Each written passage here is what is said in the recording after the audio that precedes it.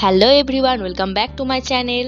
তো আজকে আমরা যাব বল্লা কালীর বিসর্জন দেখতে। তো এইবার বল্লা কালীর পুজো পড়েছে 22 তারিখ থেকে 25 তারিখ পর্যন্ত, আর আজকে হচ্ছে 25 তারিখ, আর আজকে হচ্ছে মায়ের বিসর্জন। তো সেই বিসর্জনই আমরা দেখতে যাব। তো চলো, লেট গেট স্টার্টেড।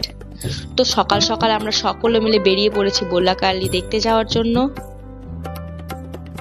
আমরা স্টেশনে তো পৌঁছে গেছি, কিন্তু আমাদের হাতে এখন প্রচুর সময় রয়েছে, তাই আমরা স্টেশনটা ঘুরে দেখছি ভালো করে। তো এতক্ষণ অপেক্ষা করার পর ফাইনালি আমাদের ট্রেন ছেড়ে দিয়েছে। মাঝ রাস্তায় আমাদের ট্রেন থেমেছিল, তাই আমরা একটু বাইরে বেরিয়েছিলাম।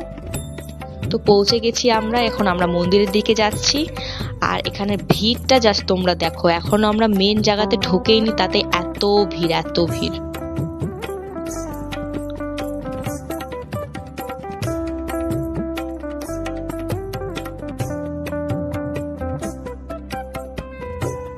তো এরপর আমরা ভোগ নিয়ে নিয়েছি, আর এখানে এইভাবে হাঁড়িতে করে ভোগ দেওয়া হয়, যেটা মাথাতে করে নিয়ে যাওয়া হয়। তো মায়ের কাছে আমরা ভোগ দিয়ে দিয়েছি। আর এখানে মায়ের সামনে এরকম নেট দেওয়া আছে, কারণ ভক্তরা মাকে লুট দিচ্ছে, তাই মায়ের গায়ে যাতে কোনো রকম আঘাত না লাগে, সেই জন্য এই নেটের ব্যবস্থা করা হয়েছে।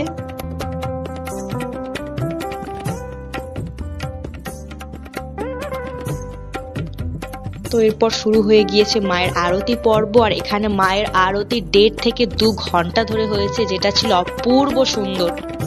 তো তোমরাও যদি এই আরতিটা দেখতে চাও, তাহলে তোমরা বিসর্জনের দিন এসো, খুব ভালো লাগবে তোমাদের।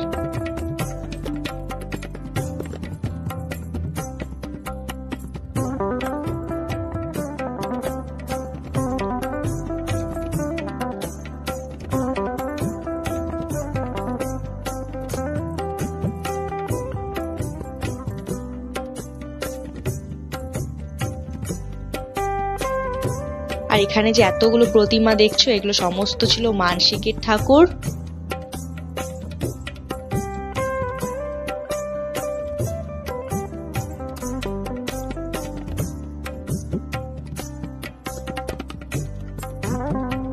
তো শুরু হয়ে গিয়েছে মায়ের বিসর্জন পর্ব, আর মাকে থান থেকে নামিয়ে দেওয়া হয়েছে।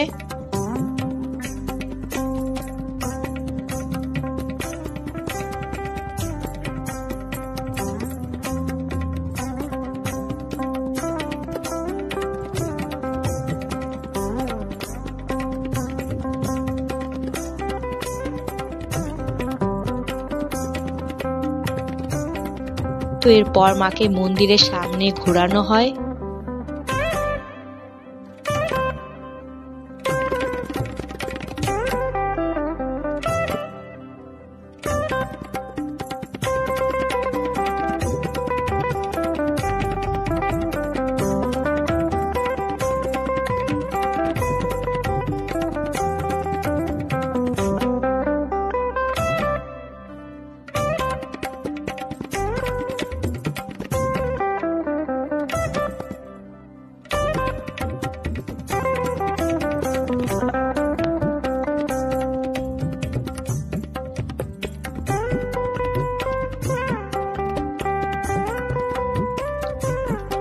তো এরপর হয়ে যায় মায়ের বিসর্জন।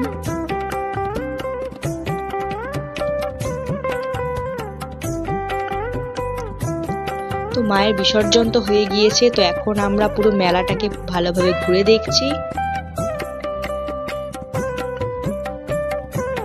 এখানকার মেলাটা এতটাই বড় ছিল না, এটা পুরোপুরি ঘুরতে আমাদের প্রায় 2 ঘন্টা লেগেছিল।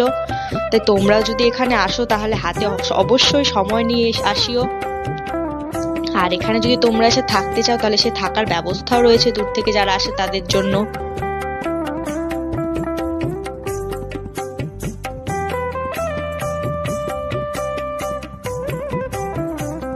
তো এরপর আমরা খাওয়া দাওয়া করে নিলাম। তো পুরো মেলা ঘুরতে আমাদের অনেকটা রাত হয়ে গিয়েছে, তাই এখন আমরা যাব বাড়ি। তো আজকের মতো টাটা।